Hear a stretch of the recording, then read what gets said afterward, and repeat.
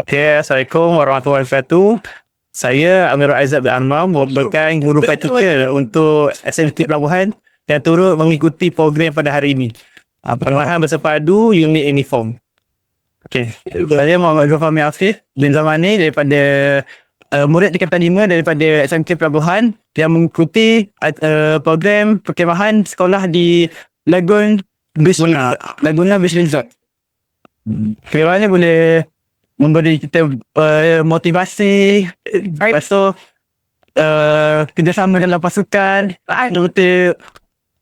kita akan membuat, kita tengah memasak, lepas tu malam ni akan membuat persembahan untuk malam kebudayaan.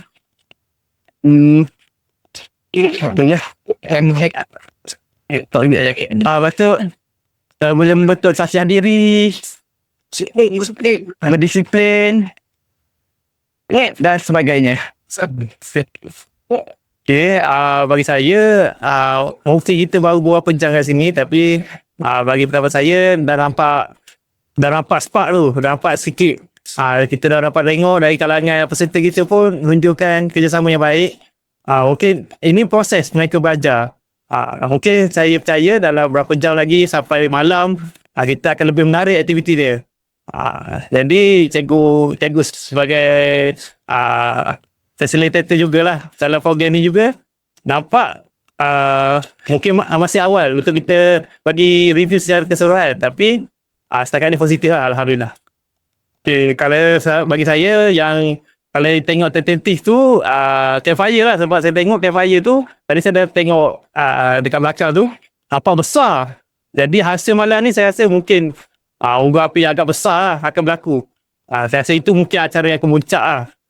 Jadi dalam suasana malam gelap hanya membekalkan cahaya api saja, dikelilingi dengan kita peserta seramai 100 orang lebih. Saya rasa itu momen yang kita tak boleh beli dengan RM2 lah. Bagi saya pula, saya tak sabar untuk jungle trekking untuk pada hari esok. Sebabkan jungle trekking, saya sebelum ni masa perkhemahan tak pernah lagi jungle trekking. Jadi saya tunggu-tunggulah jungle trekking. Bagi saya suasana dekat sini okey.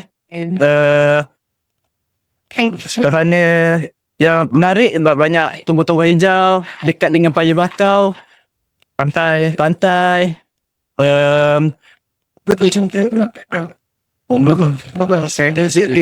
Suasana dengan hutan tu lebih dekat. Suasana dengan hutan.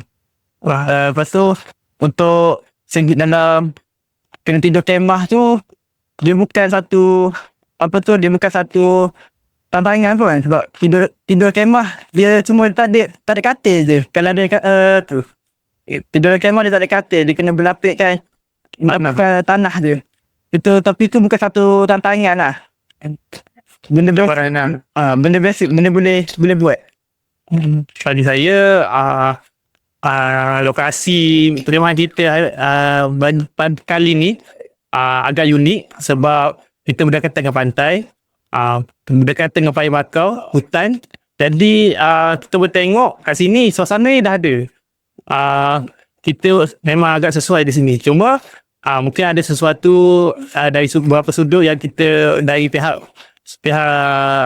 tempat ni sendiri mungkin boleh improve. Tapi kami sebagai peserta, kita terima apa yang disediakan. Tapi setakat ni kami tengok okey, Alhamdulillah. Dan kita nikmati apa yang ada. Sebab kami dapat rasa nature tu lebih dekat bila berada di sini. Walaupun berdekatan dengan jalan raya, tapi kita tetap rasa suasana hutan, pokok, kampung tu. So memang ada sesuai lah walaupun di sini lokasi.